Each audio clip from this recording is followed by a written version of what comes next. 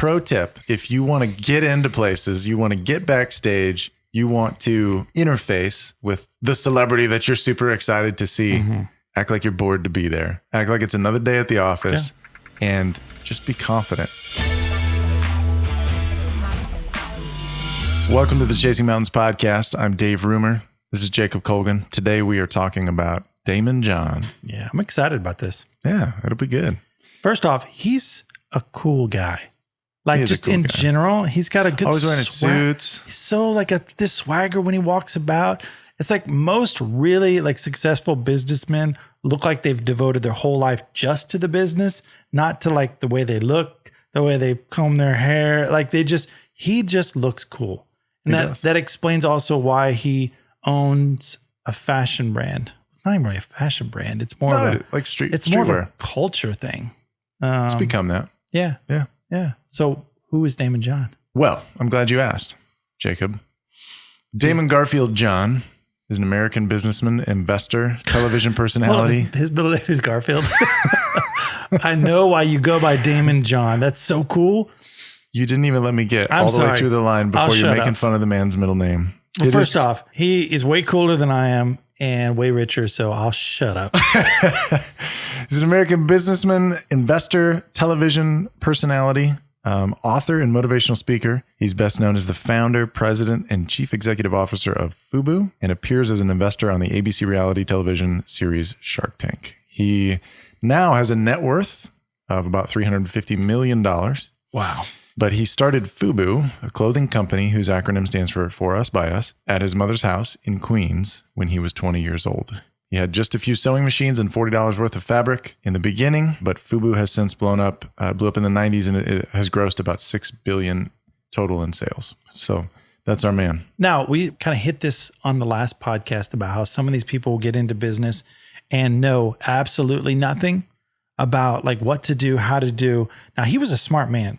Don't get me wrong. Like early on you said he was in Queens. He said he calculated at a young age, you make more money working at McDonald's than you would being a drug dealer. He said he calculated out, like literally, he says, you like calculate, hourly? Yes, hourly, because he goes, well, for how much you have to spend the lawyers once you get caught, or every few years, you're going to spend 3 years in jail. It doesn't add up. So you actually make more money working at McDonald's. So that showed at a young age, he had the smarts for it, though he didn't know exactly what to do. I mean, he ended up making a world famous brand. He said that there was just a massive hole in the market. There wasn't a lot of people paying attention to the hip hop culture. There was a lot of fear wrapped around it, thinking it's all gangs, it's all this, it's all that. And a lot of brands were just avoiding it like the plague. And he saw this as an opportunity to really focus on for us, meaning African Americans, by us, meaning it's for us and I'm making it. And I think in the beginning, like you said, he started off with $40 and a few sewing machines and grew it into a worldwide brand. Mm-hmm. And not to mention, he's a license king. I follow his YouTube channel, Wait, what? Licensing King. Oh, I explained that wrong.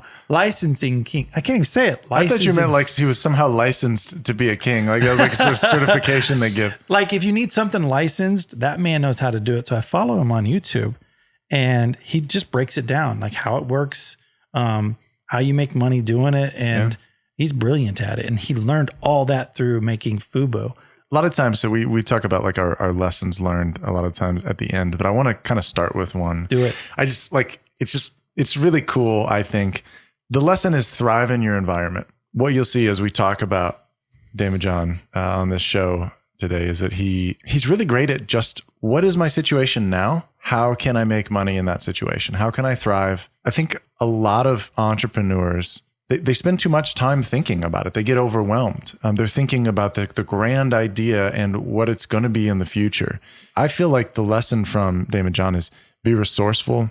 Don't be paralyzed by waiting for the big break. Don't put off solving today's problems or accomplishing today's tasks because you're too focused on the distant future. A couple examples of that. When he was a kid, he did something that reminded me of the old Johnny Cash song, One Piece at a Time. Do you know that song? I don't. Johnny Cash put a song out where he basically in the song described working at a Cadillac factory and how he had this brilliant idea one day that he was never going to be able to afford to buy this $100,000 Cadillac. But what he could do is steal one piece at a time in like his lunchbox, like every day from work. One bolt, one nut, one panel at a time. So it's a really funny song. Before he gets to the bridge, he starts talking about how, they go to start it up and realize there's like one headlight on one side and three on the other.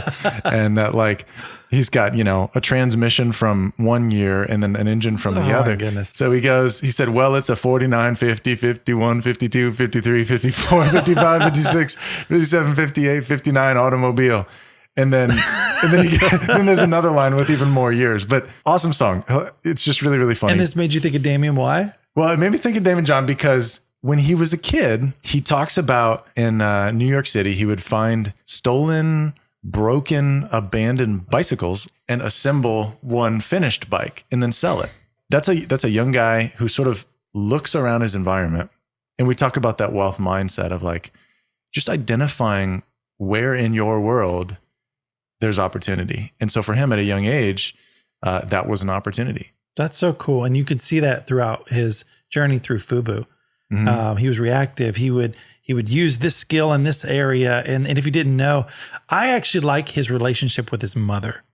So his mom, single mom, and his dad was not in his life, but they had a wonderful relationship. Yeah. And what? So just really quick. Yeah. That seems to be sometimes like a common thread with some of these ultra successful entrepreneurs. We just talked about Jeff Bezos recently. Same thing. Young single mom. Steve Jobs. Well, he was adopted, I should say. He was adopted, but like, again, didn't know his original biological father. Do you think there's something to young men that have to be men in the household at a young age? Yeah, that just sort of like anchors them in this world where they need to be, I don't want to say like providers, but like I need a mission. If it's a form of trauma in a sense that forces them to grow up quicker than they normally would. Whereas some kids are out there just literally only playing video games or playing with the kids up the block. Damon's out there getting parts, making bikes to sell, to have money. And it wasn't just purely selfish. I mean, I know that they had a great relationship. They shared money when needed. It just seems to light a fire in a really productive way. People like Daymond John, end up super resourceful. If you're hungry, it's amazing how you can find money. That's one of the things I liked about Daymond was in the beginning, he was going and buying just regular Champion shirts and sweaters and ripping off the logos and sewing on his logo, FUBU. And he was going into the mall, standing at the front door and basically selling as people came in and out. And he said there's a particular type of hat. It was like some kind of beanie with his logo on it. And they assembled it, made it. It's like $40 some worth of product. Him and his mom and some friends made. When asked how much it was, how much did it cost? And he said they're $20. And if they didn't have $20, it was $17. And if they didn't have $17, it was $12. And at the end of the day, they were 75 cents. It depended upon, how much money you got. But that goes to show his hustle. And around the area in Queens, was it Queens? You said? Yeah. Okay. There's it's debatable, but that's kind of like where some people say that hip hop started to form was, with around there. LL Cool J was around there. So they're always doing like music videos in the town. He early on knew if I get these people in these music videos, back when music videos were everything, if I can get them in my apparel, it's going to blow up. And that goes to show just at a young age, he knew, first off, how to sell something. It wasn't go straight to get it into the stores. It's get it on the people who will sell it for you. And he even thought bouncers are big guys and they don't change their clothes all the time, meaning they're big. What do you mean? They're stinky and dirty? Well, no. That's how it sounded. But like, for example, they're bigger, they're bouncers. They don't have a massive wardrobe like regular, just average skinny Joe who doesn't want to be seen in the same shirt twice. He said he knew they're going to be seen by people all the time coming in and out of the clubs. If I put them in my jerseys, or if I put them in my, hoodies, they're going to wear that hoodie all the time. And he was right. And so people started to see that, and then they see people in the music videos wearing his FUBU jackets and his hats and stuff like that. Next thing you know, he gets pulled onto this TV show, and that's really where it blew up. He was going to be on, I think, the Kardashians, by the way, at one point. Keeping up with the Kardashians. I mean, I think it was before he was offered Shark or before like the whole Shark Tank thing happened. Really? I mean, by then FUBU was so successful though, right? Yeah. He was brought in, I think, as like a fashion advisor. But yeah, that wasn't really part of, I don't think, like his early career building or anything. But because I know we're trying to wrap his entire life into 30 minutes of a podcast, but what you got? Well, one of the things he talks about as far as the funding goes, and I'll skip ahead again to lessons learned. The lesson being be relentless and be hands-on in your business. A lot of people, I'll say in this day and age, 20 years later, a lot of people trying to start apparel companies and streetwear companies, and a lot of them, it's a side hustle, trying to make it be some kind of passive income. This guy was the original streetwear hustler. And yeah, he wasn't he? He was the original. I mean, now it's like a pretty, well-oiled machine to like do the white label stuff and like put your brand on things. And so I say that, be relentless and be hands-on. He was turned down by 27 lenders in the process of kind of growing and fulfilling orders early on. Can I interject right there? Because there's a reason, not only 27 banks denied him, but there was a reason why he was begging for money. There's some trade show where apparel companies go to and present their apparel to like, the big boxes, stores. Mm-hmm. And they went to this thing. It was too expensive to fly directly into it wasn't LAX, but like to an expensive airport. So they went to like the neighboring town, bussed over. They had no tickets. Sounds like how we travel sometimes, doing projects sometimes. They didn't have tickets to not only get into the conference or the showroom, they didn't have a booth.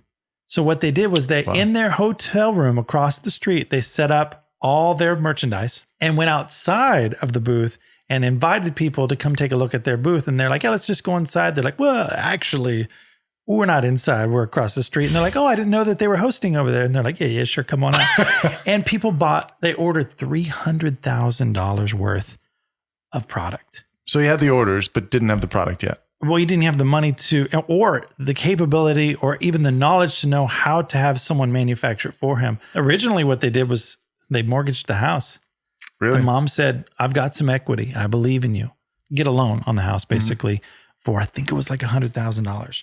And so he brought in a ton of his friends and they turned her house, his home, into a factory.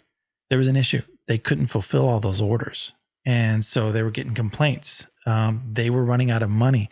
They were at one point in time 4 months behind on the mortgage.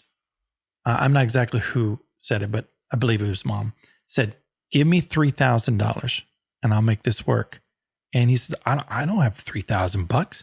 So he went back to work at, I believe it was Red Lobster, and got as much tip money, as much hours, got that $3,000, gave it to her and says, what are you going to do with it? And she said, I'm going to pull out an ad in the newspaper. And he's like, what? That's your brilliant idea? And they did. And it says $300,000 worth of orders need financing. Like you said, they got turned down by 27 different banks. Nobody wanted to loan this kid money. I think it ended up being Samsung got a hold of them from the financing section. Funded it? That funded them. Wow. That's weird. Totally unrelated. Maybe that's why. Well, I mean, Samsung makes stuff from nuclear powered things all the way to electronics, all the way to textile machines and textiles. And so there apparently was a division that actually funds textiles. Oh, I would have never guessed that. Would have never guessed that. I thought it was all basically consumer electronics. So did I, but he actually went to the meeting to meet with them because they were intrigued. And he said, my mom's a smart girl, a smart lady. I'm going to bring her with me.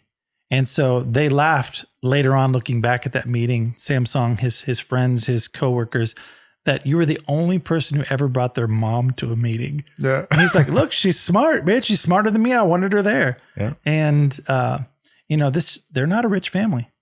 She was a single mom. I think she was a secretary.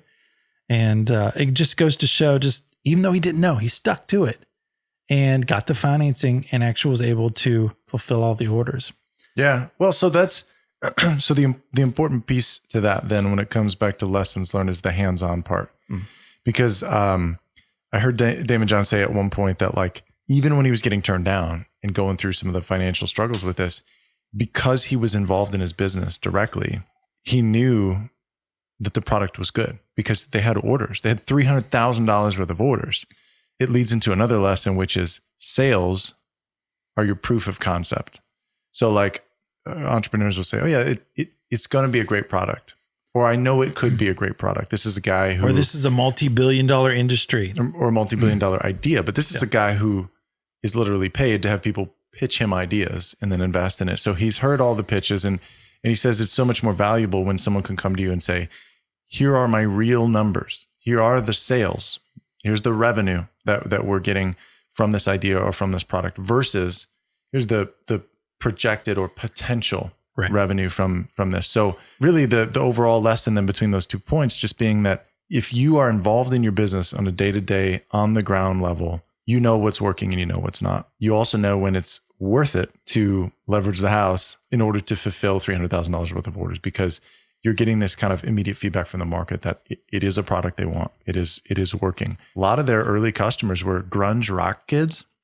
Really? And foreign kids that were into hip hop. That's something you only know when you're tuned into it. Because to your point, exactly who would have guessed that? You mentioned this earlier. He's dyslexic. And so he did not go to... I didn't know if he was dyslexic. I know he's like, that's a cause that he supports. I didn't know if he was actually... No, he is really dyslexic. He said he was wonderful at math and history, but like he said, he struggled with dyslexia pretty bad. That's probably why he ended up with a brand called like FUBU and not like Patagonia. Coming from a guy who has dyslexia, yes, FUBU makes way more sense. But it goes to show he had struggles in his life, but he overcame it. And so there's a ton of lessons that I took away from just him in general. But yeah, go ahead. Yeah.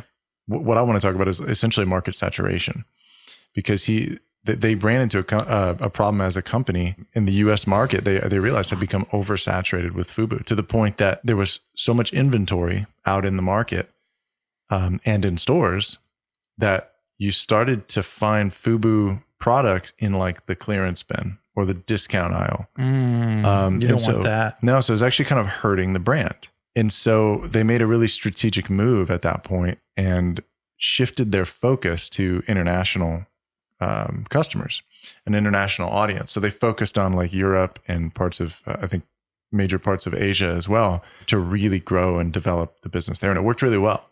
It was really successful for them. And then it's really been in the last few years that they've pivoted back to the US market to where now FUBU is kind of this nostalgic brand that people are really excited about. As also, by the way, some of that like 90s style. Oh, yeah. I saw my brother today and he was wearing Saved by the Bell clothing. I think like Saved by the Bell style shorts, but like the 90s stuff is coming back. And it would have been really easy, I would think, in the early 2000s when they started seeing an oversaturation in the US with FUBU. It would have been easy for the company to say, well, like now what? What do we do? Which I feel like a lot of entrepreneurs get to that point. It's like, well, I don't know what to do. We're making money at the moment. Yeah. Instead, they simply chose to pivot. Yeah. They chose to pivot, do something a little different. And that's been kind of the Daymond John story because, like you said, he worked at Red Lobster, talked about how he, had his bike thing. He also, at an early age, started buying junked cars, like damaged, wrecked cars, would fix them up and sell those at a profit. He could reach out and touch it. It was something in his immediate sphere. He talks about, though, too, like, he's like, I'm not a mechanic. I'm not good at that. I didn't want to do that. You do what you got to do when you need money. Yeah. And so I think that just really carries through into the brand of FUBU, like be resourceful, be reactive, be proactive, but don't just sit still, Did you read the part about where his girlfriend, he asked if she would loan him $800? So it was before FUBU blew up and he needed to buy some material and buy some equipment. And so he was dating this, he said, a lovely woman.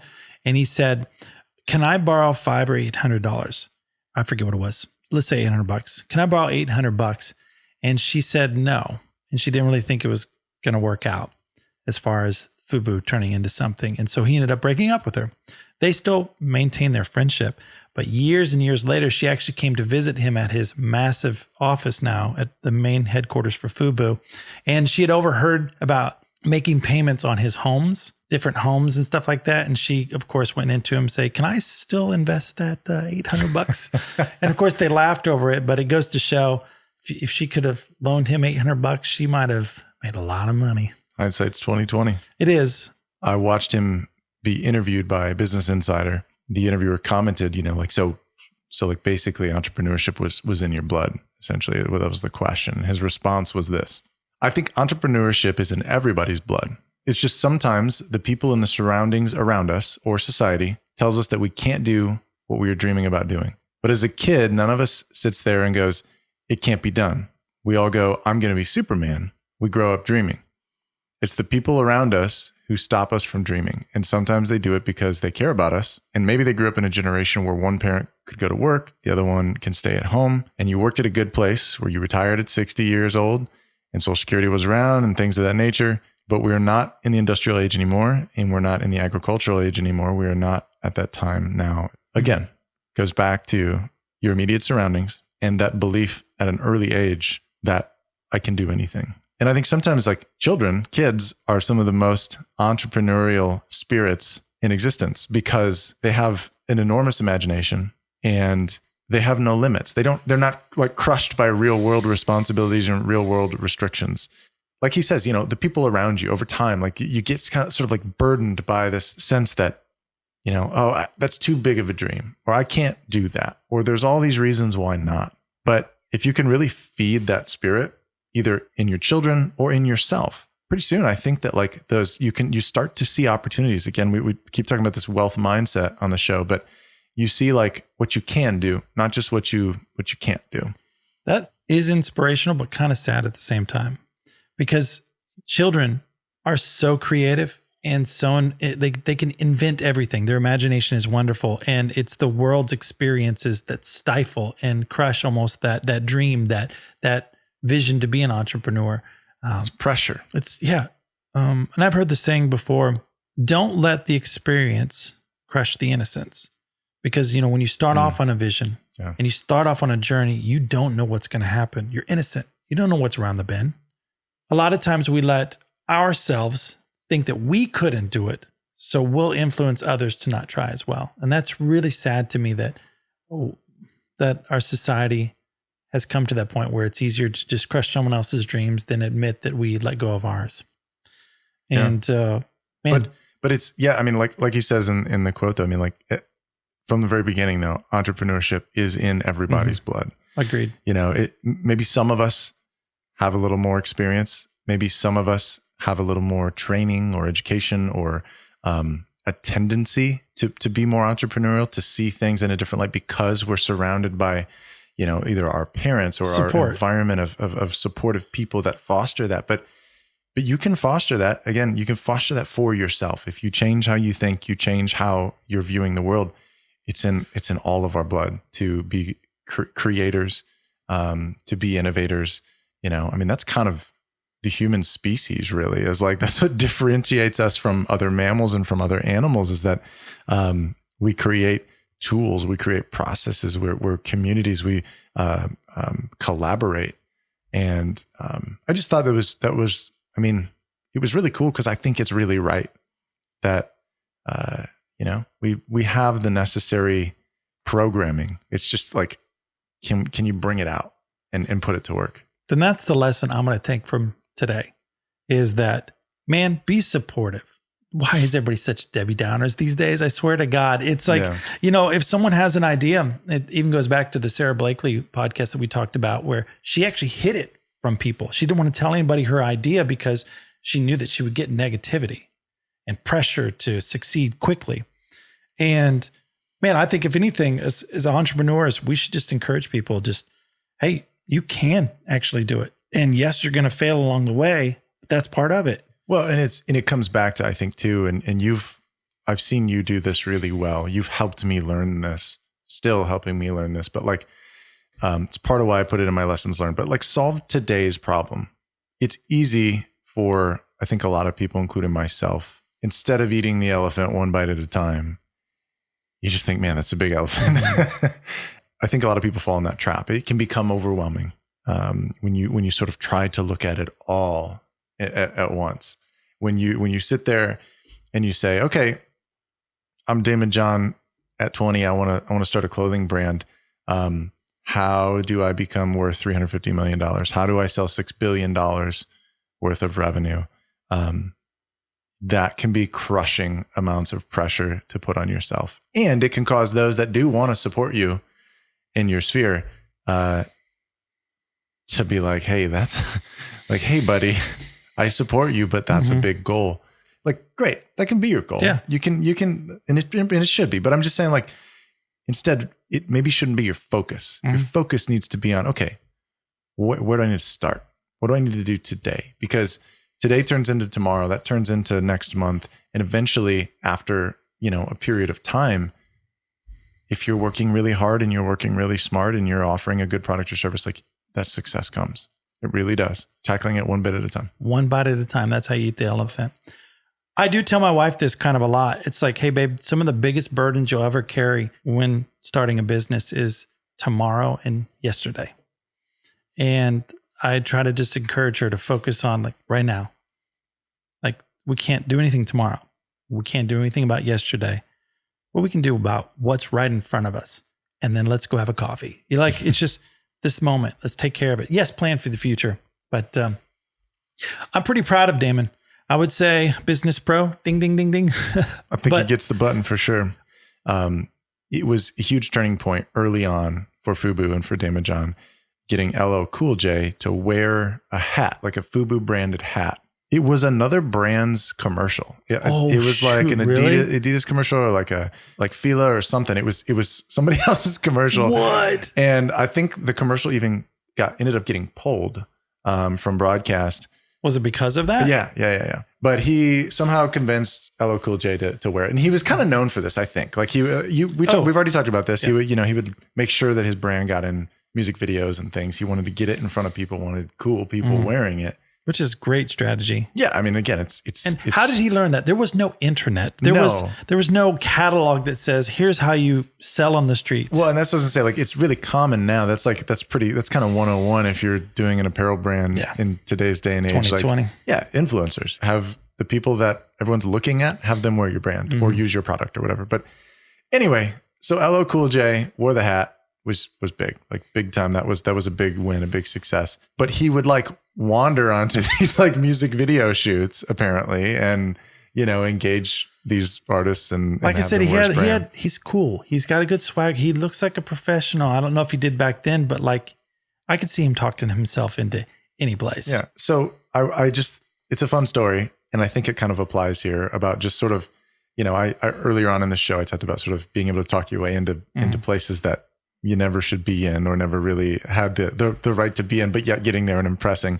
So can you just tell me about, and everybody about, I think I know who it was. I think I know the movie that you were, it was a John Travolta movie. So it was, I believe it was the early 2005, 2006. It was a John Travolta movie. I come out of church. I'm dressed in a nice button-up shirt with a tie, nice pants, nice shoes. I come out of church and I see this massive set being built, lights and cameras and hundreds of people walking around, security everywhere. And I'm like, what is going on here? And I realized quickly there's a movie being shot over there, and someone's whispering that it's a John Travolta movie. And I'm not certain what the name was, but everybody tried sneaking in and trying to see what was going on. And they were trying to sneak like over the fence, back through the back way, getting caught. And I thought, well, why not just go basically to the front door and knock? You're already dressed nice. And I know, and I've learned this, with just being an entrepreneur at a young age, if you look the part, act the part, you will get invited in. So I went to the front gate and I said, hey, just curious, who's the director here today? And they told me who the director was. And that was one gate. I walked out, went down the sidewalk, went to the back gate, and told him I was with the director. They welcomed me in while keeping other people back. I get to go in. They take me back where the food is, the actors, John Travolta, the movie, and they're filming a scene. And I'm sitting there when they're filming the show. They're filming the scene right over there, and I'm talking with the actors and actresses, and I'm eating the food, and I see that they're starting to question, who's this guy? And right about that time, I see two other kids to try to come in, and I went over and told them that they needed to leave. So once I kicked someone else out. So you established yourself as an authority. Yes. And I kicked the other people out, and nobody questioned, and I closed with them. And everybody thought I was part of the shoot. In fact, I was able to get a few of my friends in. But that also taught me at a young age, just look the part, be confident, and people will welcome you in. I feel bad about lying that I was with the director, but the director never questioned the guy sitting next to him. And that's the thing. They're chaos. Shoots are chaos. So we've done lots of our own music video shoots, and not with John Travolta. Not with John Travolta, but big business shoots and music video shoots. We've also been in tons of VIP backstage areas for performances. For those that don't know, like my wife, his sister, performing country artist, and Jake and I both travel with her for kind of a variety of reasons. I play guitar with her. We both do, you've done management for her and I don't know, everything, sound, lighting. We've been backstage with filming. We also filmed a lot of famous people. Yeah. And when you're with these famous people, if you act at all like they're famous, you are not welcomed.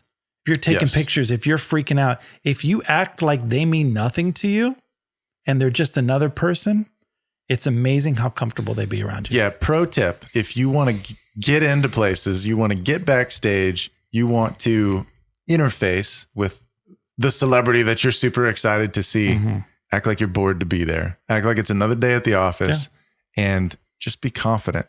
They're just, most of the folks that we've been able to interact with, super regular people. Well, we were doing some this of thing them once. have a persona to upkeep, so I don't want to call anybody out. I'll call one person out. All right. We were in with Nelly. We were doing a thing. One of my guys was actually opening for him. So we were hanging out in the green room with Nelly. My guys were acting chill. I told them, you act like you don't give a shite to be here at all. And it'll be comfortable. It'll be cool. He was cool. We hung out. We talked. Yeah. They had some drinks.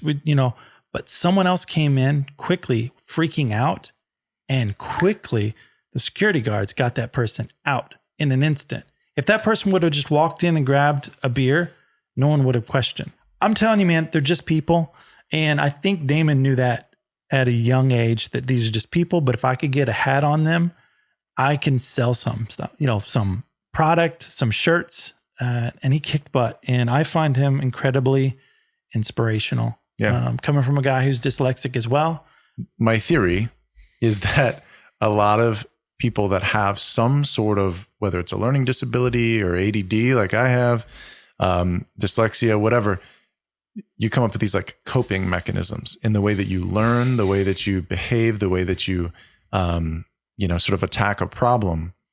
And sometimes it can emphasize some of the ways. So if dyslexia is your issue, I know with you love learning through video, podcasts, books on tape, like Audible. And so for you've come to really process information by seeing it and hearing it in ways that other people, they don't retain it. And so I think that that's my daredevil theory that I believe it, because there's a lot of entrepreneurs. It's God made a boo-boo. He's like, well, I should probably sprinkle a little extra dust over here. Whoops.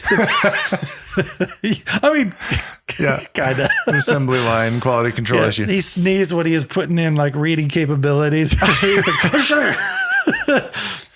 Have you seen a list of how many billionaires are dyslexic? And ADD. And ADD is crazy. Yeah. Now, either just everybody's... So wait, what's our problem then? Dyslexic, ADD, where's our billion? We're just really stupid. An additional, we got double the assembly line error. Yeah. Look, Damon, you're a cool guy. I would love to meet you one day. Good luck on literally being a badass. You get the Business Pro. Yes, button. Business Pro button. We need an actual button though. Yeah. Next podcast, we're going to have a Business Pro button. And I think we should just wrap it up. I got to pee so bad. Let's wrap it up. That's the Chasing Mountains podcast. Please make sure you subscribe, like this video, comment, and we'll see you next time. Yes.